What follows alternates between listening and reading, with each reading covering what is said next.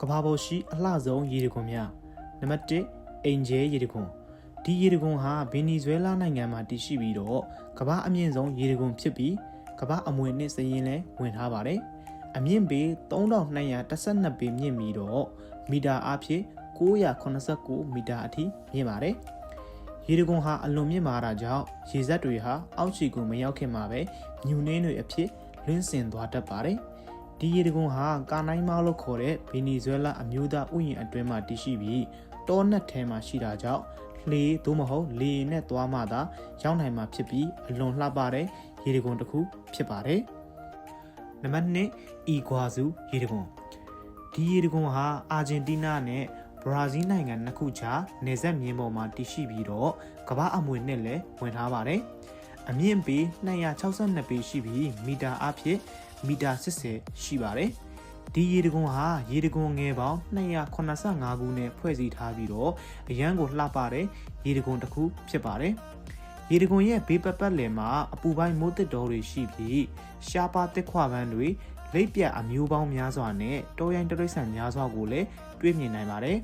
ထူးခြားချက်ကတော့ဒီရေတံခွန်ဟာမြင်းခွပုံစံရှိပြီးကြောက်မက်ဖွယ်ကောင်းအောင်ရေစီးတန်တာကြောင့်ငရဲတွင်းဝါလို့လည်းတင်စားခေါ်ဝေါ်ကြပါတယ်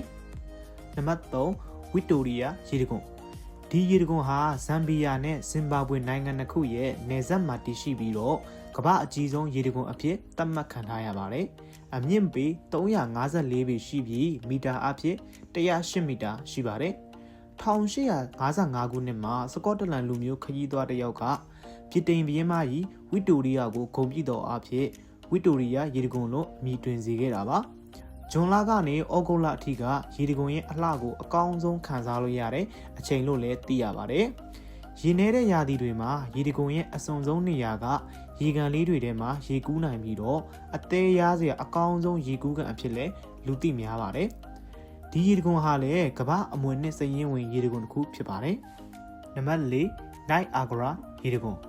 ဒီရေတံခွန်ဟာအမေရိကန်နိုင်ငံနဲ့ကနေဒါနိုင်ငံတို့ရဲ့နယ်စပ်ပေါ်မှာတည်ရှိပြီးတော့ကမ္ဘာပေါ်မှာလူသိအများဆုံးနဲ့ခရီးသွားအလာရောက်ဆုံးရေတံခွန်ဖြစ်ပါတယ်အမြင့်ပေ168ပေရှိပြီးမီတာအဖြစ်51မီတာရှိပါတယ်ထူးခြားချက်ကတော့ရေတံခွန်ရဲ့အောက်ခြေအထိသင်္ဘောနဲ့တွားရောက်ကြည့်ရှုနိုင်တာဖြစ်လို့ခရီးသွားတွေကိုများစွာဆွဲဆောင်ပါတယ်ဒီရေတံခွန်ရဲ့ရေအားကိုအသုံးချပြီးအမေရိကန်နဲ့ကနေဒါနှစ်နိုင်ငံလုံးအတွက်လျှပ်စစ်ဓာတ်အားအများအများထုတ်လုပ်ပေးနေတယ်လို့လည်းသိရပါတယ်လွန်ခဲ့တဲ့နှစ်ပေါင်း12000ကျော်လောက်ကရေခဲမြစ်တွေအကြီးပြိုရာကနေ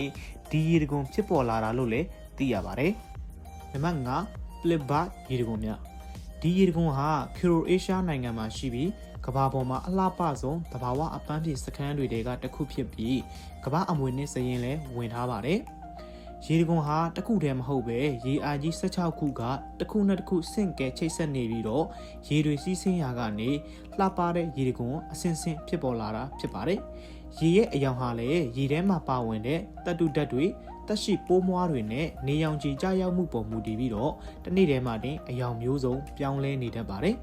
ရေအိုင်တွေနဲ့ရေတံခွန်တွေအပေါ်မှာတစ်သားတရားလေးတွေခင်းပေးထားလို့ရေပေါ်လမ်းလျှောက်နေရတယ်လို့ခန်းစားချက်မျိုးကိုလည်းရရှိနိုင်ပြီးတဘာဝပတ်ဝန်းကျင်ကိုထိမ့်သိမ်းဖို့အတွက်ရေကူးခြင်းကိုလုံးဝခွင့်မပြုတာတဲ့ရေတံခွန်ဖြစ်ပါတယ်